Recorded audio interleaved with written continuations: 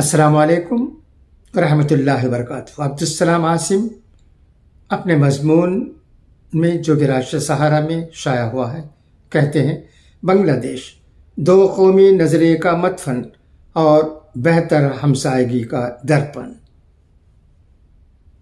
وزیر اعظم شیخ حسینہ کی حکومت نے بنگلہ دیش کی معیشت کو جس طرح آگے بڑھایا ہے اور ملک میں غریبوں کی تعداد کم کی ہے، اس نے نہ صرف ترقی یافتہ ملکوں کو چونکا دیا ہے بلکہ ماسوا پاکستان کئی ترقی پذیر اور پسماندہ ملکوں کی آنکھیں کھول دی ہیں۔ ہندوستان بنگلہ دیش کے اس کامیاب سفر کا مدعا ہے۔ ریکارڈ کے مطابق 2006 کے بعد کے سفر میں بنگلہ دیش کی معیشت 2014 میں ہی دگنی ہو گئی تھی۔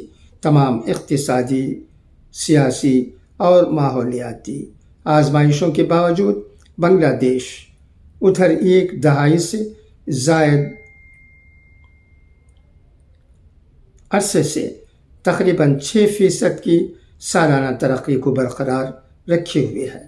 اس تبدیلی کا سہرا محترمہ حسینہ کے سر بنتا ہے، جس کے والد شیخ مجیب الرحمان کی قیادت میں دو قومی نظریے کا مدفن اور بہتر ہمسائیگی کا درپن بن کر ابھرنے والے بنگلہ دیش نے ہندوستان کے ساتھ قابل تقلید ہمسائیگی کی راہ میں دوسروں کی طرف سے کھڑی کی جانے والی ہر رکاوٹ کو پار کیا۔ ابھی 2 سال قبل بنگلہ دیش کے قیام کا جشن زرین دونوں ملکوں میں نہایت تسک و احتشام سے منایا گیا۔